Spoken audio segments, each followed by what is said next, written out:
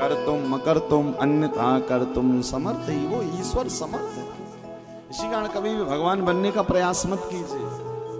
अरे भगवान बाद में बनना, पहले इंसान तो बन जाओ। क्या लोग देखो, कभी कुत्ते को नहीं कहना पड़ता कुत्ता बनो, गधे को नहीं कहना पड़ता गधा बनो, केवल मनुष्यों को ही कहना पड़ता है भैया भगवान बाद में बनना, पहले मनुष्य तो बन जा।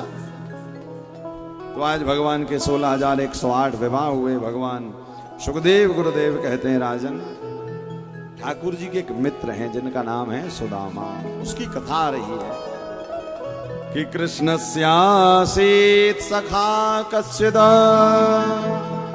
ब्राह्मणो ब्रह्मवित्तमा विरक्तीन्द्रियार्थेषु प्रशांतात्मा जितेन्द्रिया। आज भगवान देखिए, भगवान इतने अमीर हैं, द्वारिकाधीश हैं, किंतु अमीर की वो अमीरी ही क्या जिसका दिल फकीर ना हो। बताओ, अमीर की वो अमीरी ही क्या जिसका दिल फकीर ना हो। भैया अमीर तो बहुत हैं, किंतु धरती पर वास्तव में अमीर वो है जिसका दिल फकीर है।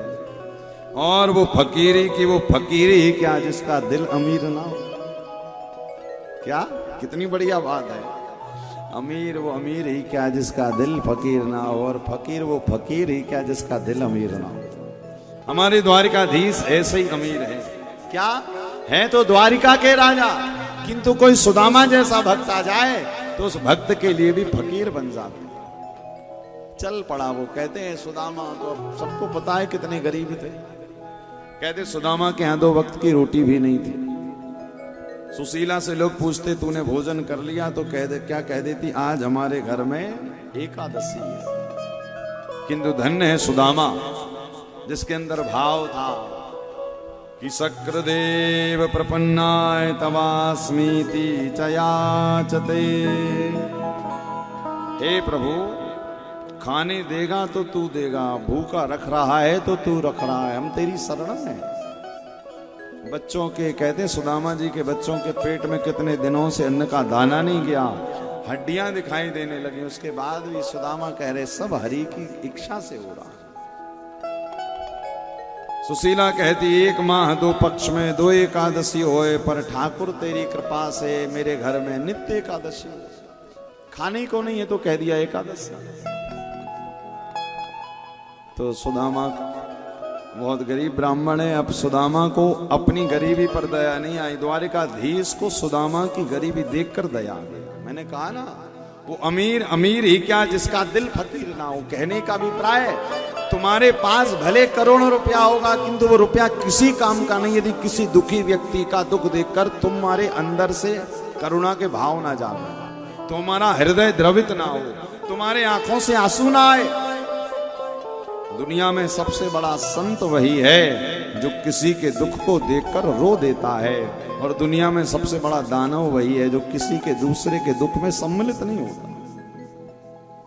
आज सुदामा को देखकर भगवान द्वारिकाधीश को दया आ गई। द्वारिकाधीश एक ब्राह्मण का रूप लेकर आए, भिक्षा मांगी, भिक्षाम देहि। अंदर से सुशीला आई। सुशीला ने कहा हे ब्राह्मण देवता हमारे घर कुछ भी नहीं है। बोले कुछ तो होगा। राई के कुछ दाने पड़े हुए थे, वो ला कर दिए। ले जा रही थी, रास्ते में खंबा था उससे टकराई तो वो राई के दाने जमीन पर बिखर गए। द्वारिकाधीश ब्राह्मण का रूप लेकर खड़े हैं। बोले लाई नहीं। बोले क्या करूं, मेरे भाग्य में दान है ही नहीं। याद रखिएगा भगवान भी उसी से दान करवाते हैं जिसको भगवान कुछ देना चाहते हैं।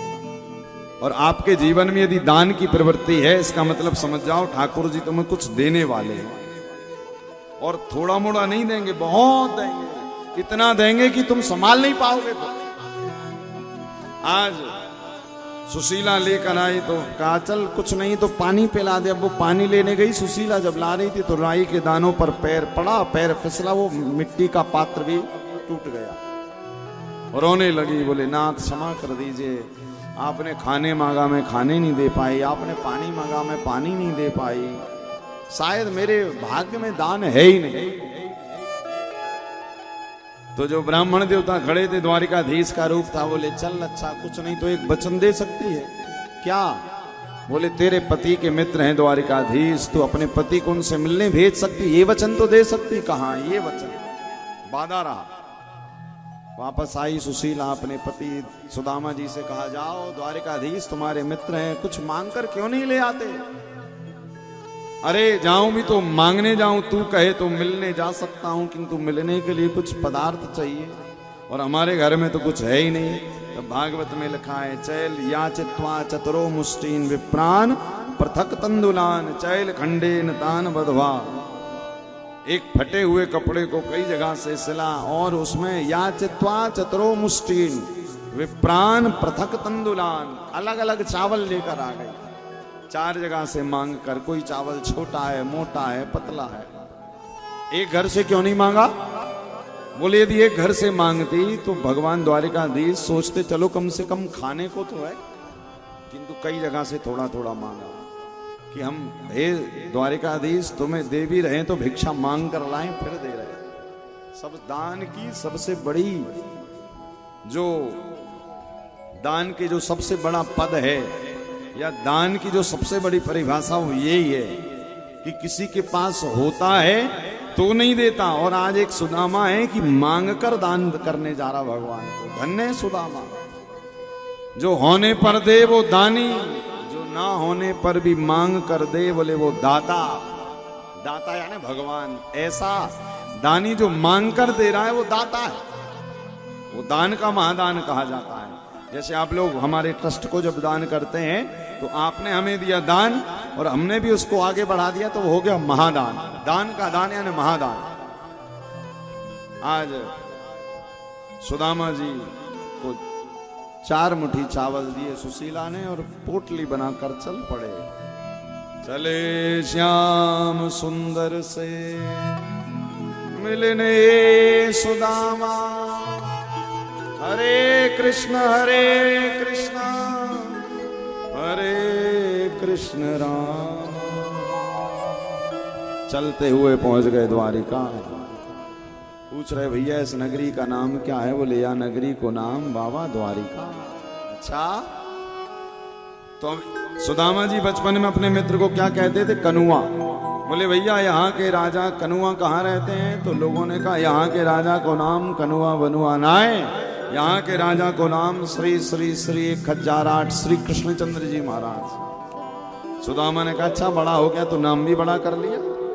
भैया जिसको तुम द्वारिकाधीश कह रहे हो वो हमारे बचपन का मित्र है, चले जाओ, महल अट्टालिकाएं बता देंगे। अरे द्वारपालो कन्हैया से कह दो कि दर पे सुदामा गरीब आ गया है।